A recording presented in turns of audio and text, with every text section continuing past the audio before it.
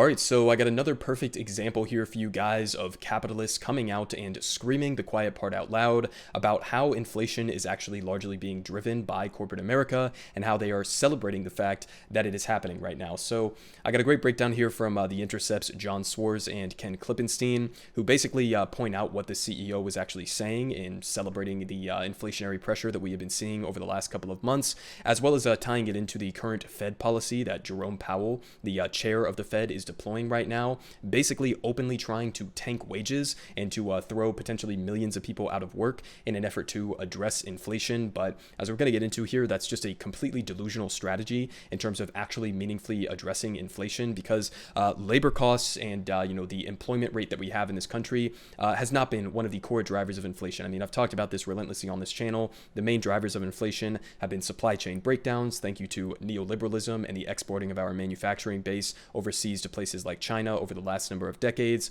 and then also corporate price gouging. But labor costs are not one of those main factors, and so the Fed policy, as well as the current congressional approach to tackling inflation, has basically just been putting the entire burden on the poorest and most vulnerable people in the country, instead of going after where the vast disproportionate amount of wealth exists right now in this country. So they say here, CEO says that he has been praying for inflation because it's an excuse to jack up prices. Okay, so again, the exact same phenomenon that we have been talking about on this channel for months now. I mean, think about how many people, whether it's in, the mainstream media, whether it's conservative politicians, even some Democrats as well, who are coming out and trying to imply that like Joe Biden's big, crazy socialist spending packages have been what's driving inflation, right? Or that we need to make cuts to these social programs in order to tamp down inflation, or we need to, make cuts to the labor costs at a lot of these companies in order to tamp down inflation. And they're just coming out and admitting that no, those are not the main drivers. And in fact, not only do we like inflation, but it's also benefiting our bottom line.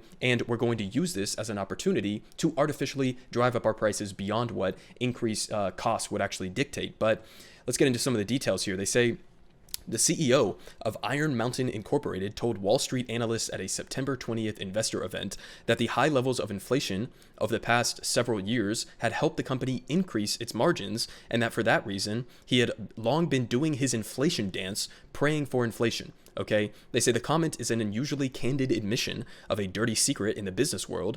Corporations use inflation as a pretext to hike prices. And we've got a quote here saying corporations are using those increased costs of materials, components, and labor as excuses to increase their prices even higher, resulting in bigger profits, said Robert Reich, the former labor secretary under Hillary Clinton. And they say corporate profits are now at their highest level since 1950. Okay, so this is a very basic, fundamental thing that we're talking about here, right? Okay, so obviously there's a lot of complicated factors that have gone into causing inflation, right? We've covered all of that. We've talked about that. We've gotten into the details on that.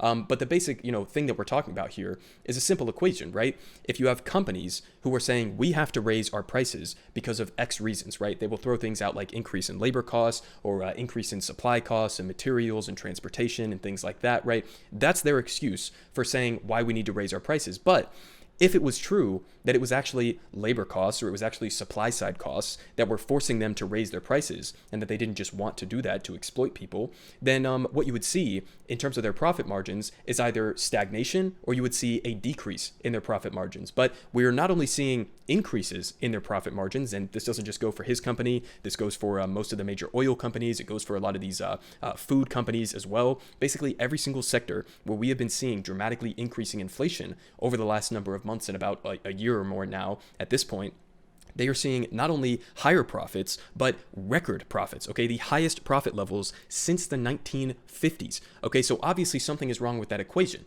And so the actual solution here, if you wanted to tamp down inflation, would not be doing what we're gonna get into here in a second, what the Federal Reserve policy is, which is just hiking interest rates in an effort explicitly and openly to try to tamp down wages, and in the words of Jerome Powell, to soften the labor market in order to get inflation down. So basically the core argument here from the Federal Reserve Reserve and from conservatives as well, is that the only way we can possibly address inflation is to gut labor power in this country, to throw potentially millions of people out of work as a result of that, and to disempower workers as much as possible, get those labor costs down, and just hope on the back end that some of these companies are going to then, use those savings that they have on labor costs to then justify lowering prices. But again, if that's not the main driver of inflation, then they're not going to fucking do that, right? I mean, these people have one goal, and that is to maximize their output to their shareholders. That is to maximize their profit margins. And so they are going to continue price gouging the American people until someone actually confronts the power and the wealth that these people have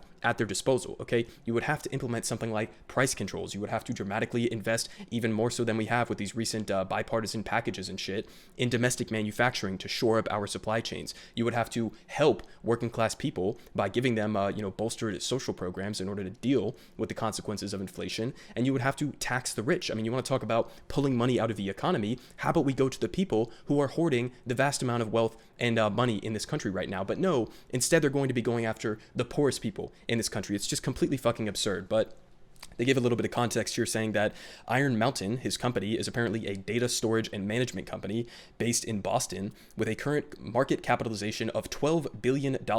And they say, according to its website, over 95% of the Fortune 1000 are Iron Mountain customers. And the company's founder apparently originally bought an exhausted iron mine to grow mushrooms. Not sure about that origin story. I mean, I guess that's kind of cool, but a $12 billion company here who is bragging about the fact that this inflation that is absolutely destroying millions of lives across this country and around the world right now, bragging about the fact that that is going to marginally help his bottom line. I mean, again, just the most ghoulish shit you could possibly imagine. But they continue here saying that at the September 20th investor event, Meany explained that, quote, where we've had inflation running at fairly rapid rates, we're able to price ahead of the inflation. That is, increase its prices at a greater rate than the high recent rates of inflation. And as Meany puts it, raising prices obviously covers our increased costs, but a lot of that flows down to the bottom line. He also noted that this didn't just apply to his company, saying people are seeing what FedEx, UPS, and others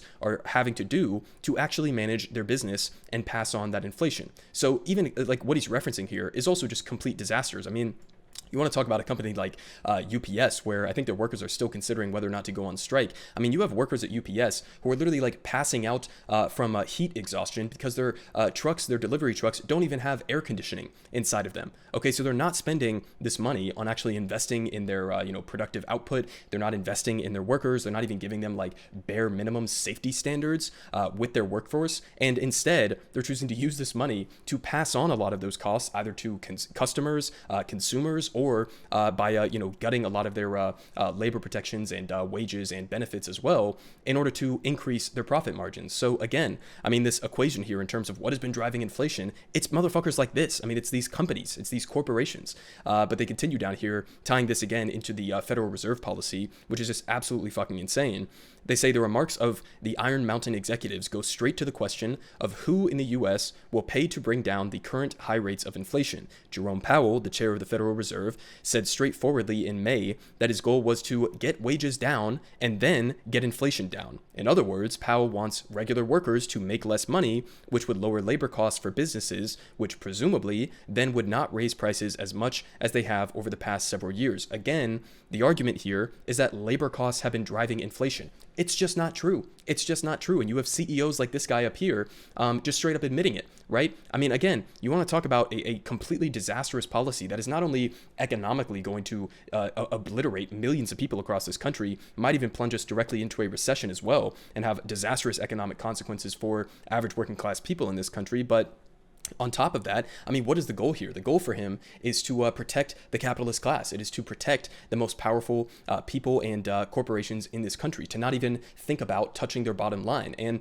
part of this is because the Federal Reserve doesn't really have the tools at their disposal in order to do things like increasing taxes on the wealthy or setting price controls or anything like that. But you could be making those recommendations to Congress, right? There's nothing stopping Jerome Powell from saying, hey, Joe Biden, hey, Congress, this is what you should be doing in, an actual fiscally responsible monetary policy in order to get inflation down. Instead, he's just going with this and winging it along the way and just seeing whatever disastrous consequences are going to come and hope that people can just deal with it. I mean, it's completely fucking ridiculous. But they say the degree to which corporate profits have contributed to prices going up and what to do about it has been discussed by some Democrats in Congress and the Biden administration. They say last year, President Biden accused oil and gas companies of anti-consumer behavior, citing the fact that the two largest companies are on track to nearly double their net income over 2019. They say in May, Democrats introduced legislation to prohibit price gouging by authorizing the Federal Trade Commission, the FTC, and state attorneys general to enforce a federal ban on excessive price increases. That's the type of thing that would actually reduce inflation right now.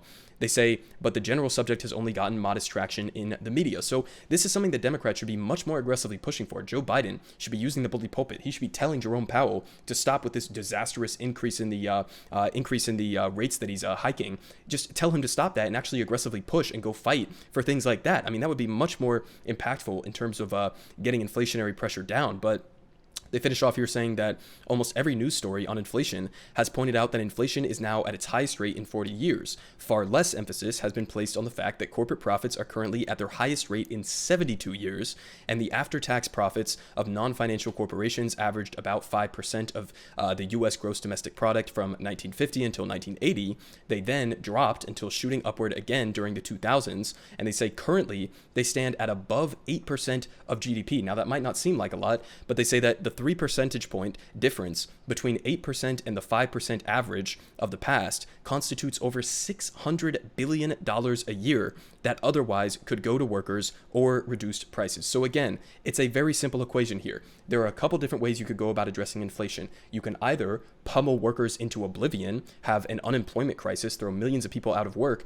and get wages down for millions of other workers as well, and destroy the slight resurgence in the American labor movement that we have been seeing with all of these unionization drives, etc., over the last couple of months and years in this country. You could go about it in that way and absolutely just obliterate the working class. Or you could actually go after the motherfuckers who are hoarding the vast amount of wealth and money in this economy. So just to put that a little bit in perspective in terms of where we're standing right now with wealth inequality, Jeff Stein here from the Washington Post says, new CBO report, the poorest half of America, 150 million people, hold only 2% of the country's total wealth.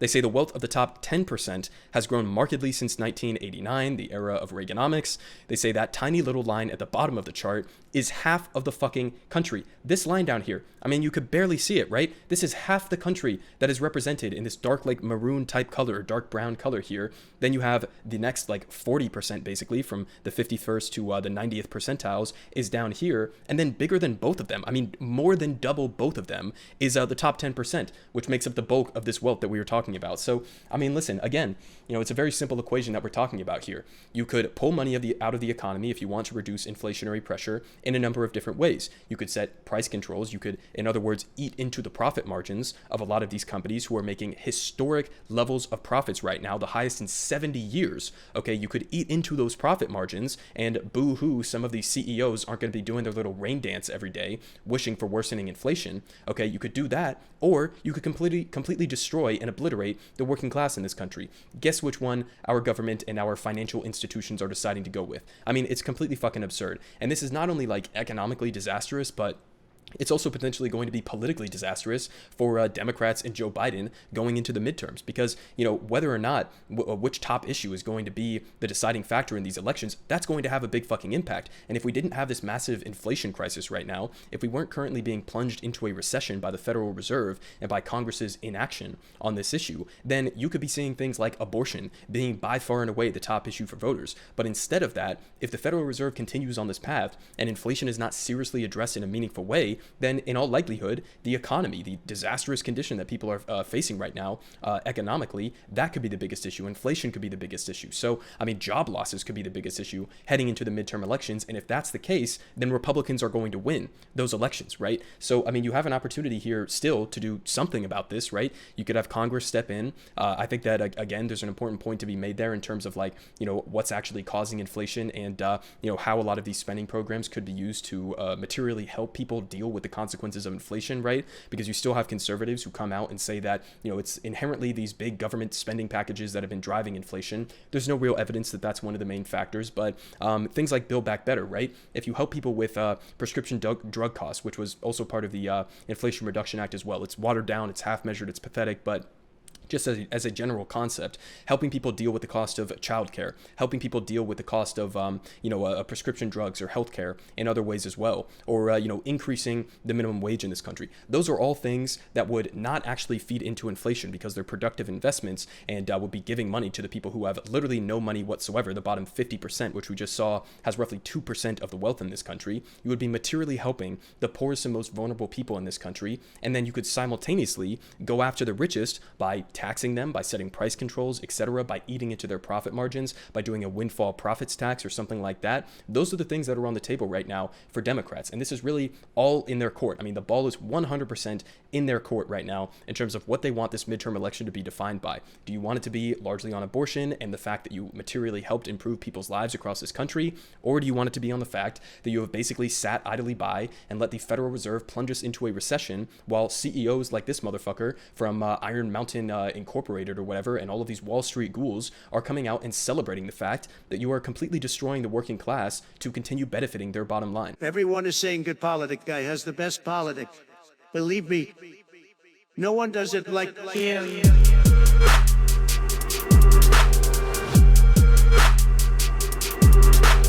Believe me, everyone is saying